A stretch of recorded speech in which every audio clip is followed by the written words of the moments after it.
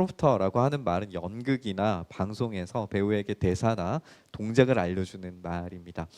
프롬프터를 통해서 충분히 이 대사와 액션을 숙지한 그런 배우는 프롬프터에 약간의 글만 있어도 저거 내 대사 뭔지 알아 하면서 그 다음의 이야기, 행동들을 끊이지 않고 이제 할 수 있어요. 조금 헷갈려도 프롬프터만 있으면 그걸 통해서 이제 연기를 할 수 있게 되는 거죠. 이게 프롬프터의 역할이에요.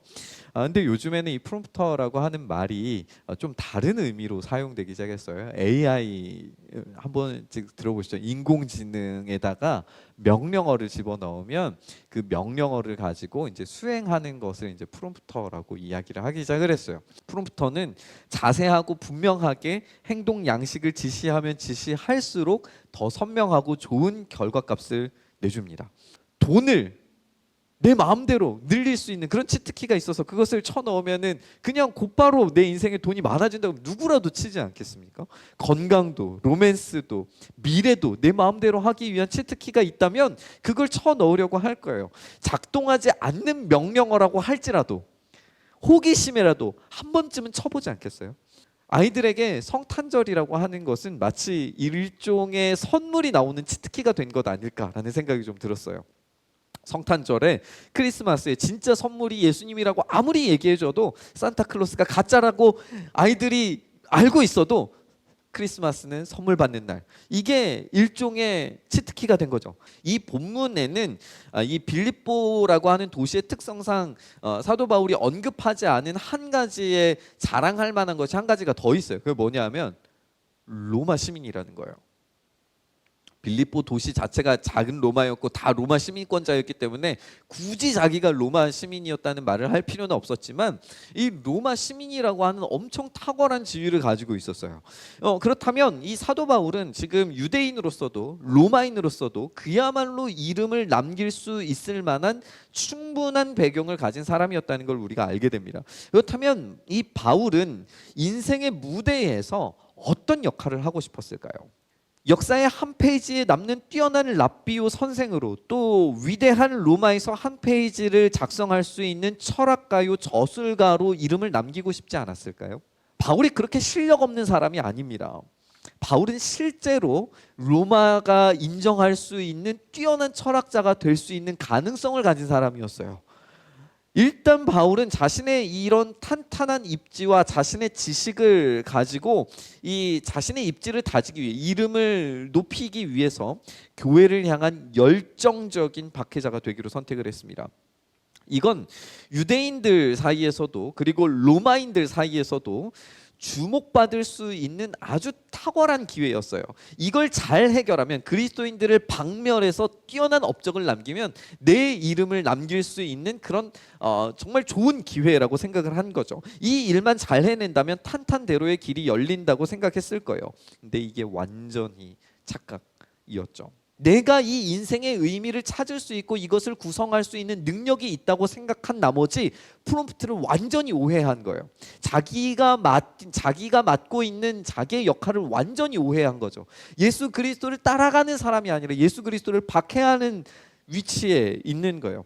바울은 무대 위에서 최선을 다해서 연기를 한 거지만 최선을 다해서 지금 무대를 망치고 있는 중인 겁니다. 여러분, 크리스마스 하면은 떠오르는 전형적인 분위기라는 게 있죠. 빨간색과 초록색의 어떤 색깔들, 아기자기한 아이템들로 꾸며진 인테리어, 예쁘게 포장된 선물, 따뜻한 분위기 속에서 살짝 어두운 구유, 그리고 그 안에서 빛나는 아기. 그 아기 예수님께서 우리를 사랑하시고 따뜻하게 품어주시기 위해서 이 땅 가운데 오셨다라고 하는 메시지를 우리는 듣고 싶은 거 아닙니까? 그런 류의 메시지를 듣고 싶은 것이 그동안 우리가 알고 있는 크리스마스의 메시지 아니었습니까? 그런데 사실 크리스마스는 그런 메시지랑 분위기 자체가 달라요. 크리스마스를 관통하는 핵심적인 이야기는 아주 불편하고 충격적인 프롬프트와 마주하는 겁니다. 우주를 만드신 분께서 모든 권리와 가지고 계시는 그 권한, 능력, 권세, 무궁한 부유한 힘, 영광, 친밀한 관계성들을 일시에 포기하고 이 땅 가운데 오시는 거예요. 우리가 가지고 있는 이 작은 것도 포기하기 힘든데 우리의 인생 전부를 만약에 하나님께 곧바로 지금 당장에 다 내려놓고 하나님의 명령에 따라서 선교지를 가고 신학교를 가고 주님께 모든 것을 다 바쳐서 교회에 헌금하라고 하면 여러분 하시겠어요? 예수님께서 자기가 가진 그 모든 우리가 가지고 있는 것과는 비교할 수 없는 우주의 것들을 일시에 포기하신 거예요. 자기를 비참하게 만들어내시기를 어디까지 하셨냐면 정말 이 우주로 비교했을 때 먼지보다 작은 이 지구, 먼지가 뭡니까? 이 말도 못하게 작은 이 지구, 그곳에서도 이스라엘이라고 하는 우리나라 강원도만한 그런 땅, 거기에 베들레헴이라고 하는 촌시골 구석에 거기에서도 12살에서 14살 정도 되는 여자아이의 뱃속에 세포가 되시는 거예요. 이게 말이 됩니까? 아프지도 배고플 이유도 울 이유도 괴로울 이유도 따돌림 당할 이유도 생명의 위협을 느낄 이유도 없으신 분께서 그 모든 것을 직접 경험하시기 위해서 아기가 되시는 거예요.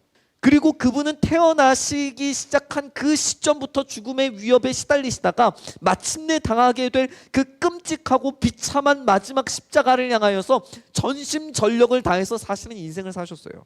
그게 크리스마스의 진짜 이야기예요. 자기의 모든 것을 다 버리기 위해 태어나신 것, 우리의 비참한 인생을 공유하시기 위해서, 공감하시기 위해서, 그 아픔을 직접 경험하시기 위해서 우리에게 오신 것, 그게 진짜 크리스마스의 이야기라는 겁니다. 크리스마스 프롬프터는 정확히 인간이 잘못 내린 명령들에 대해서 반대된 명령들을 내리시는 겁니다. 아담이 자기 스스로 하나님과 동등된 위치를 가지기 위해서 선택한 그 모든 선과 악에 대한 것들을 예수님께서는 하나님께 다 맡기셨어요. 그래서 나의 뜻대로 하지 마시고 아버지 뜻대로 하십시오라고 자기의 인생을 완전히 내던지셨습니다. 사도 바울이 자기의 인생에 영원한 이름을 내걸기 위해서 자기의 목숨을 걸고 지킬 만한 자기의 전통을 잃어버리지 않기 위해서 그렇게 교회를 박해하는 일을 최선을 다해서 했었는데, 자기의 이름을 위하여 사는 것이 아니라 죽기까지 복종하고 순종하는 삶을 위하여 자기를 다 내던지신 예수 그리스도의 이야기가 크리스마스의 프롬프트인 거예요. 그리고 난 이후에 사도 바울은 이 비밀을 깨달은 겁니다. 내가 할 때는 안 되는데, 내가 스스로 높아지려고, 내가 하나님의 의에 가까이 가려고 할 때는, 내가 올라가려고 할 때는 다 실패하는데, 내가 죽기까지 복종할 때는 가능해지는구나. 우리의 명령어 프롬프트는 낮아질 때 높여주심을 경험할 수 있습니다.